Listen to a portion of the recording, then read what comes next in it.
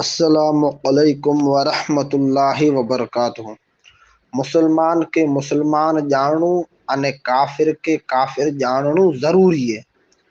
पण किन ख़ास माण्हू जे काफिर हुअण जो या मुसलमान हुअण जो यकीन उन वक्त सुधी न करे अचींदो जॾहिं सुधी शरीयत जी दलील से खाते में जो हाल मालूम न थी वञे कि कुफर मथे मोह या इस्लाम मथे। पण इन जी ई माना अपनाई कि जंहिं यकीनन कुफर कयो उन जे काफिर हुअण में शक करे अचे।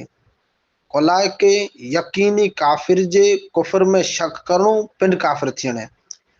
अने एतिरे लका करे कि शरीयत जो हुक्म ज़ाहिर जे हिसाब से कि शरीयत जेकी ज़ाहिर में अमल कंदो उन जे हिसाब से उन जो हुक्म लॻंदो।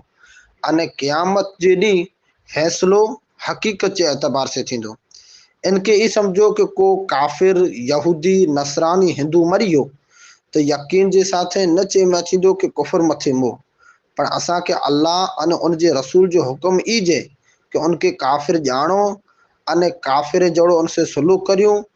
जड़ी रीते हिको जोको ज़ाहिरन मुसलमान है, ज़ाहिर में ॾिठे में मुसलमान अचे तो उन जी ॻाल्हि ॿोल मणे इस्लाम जे मुआफ़िक़े में इस्लाम जे प्रमाणे त फर्ज़ है कि पाण उनके मुसलमान समझो।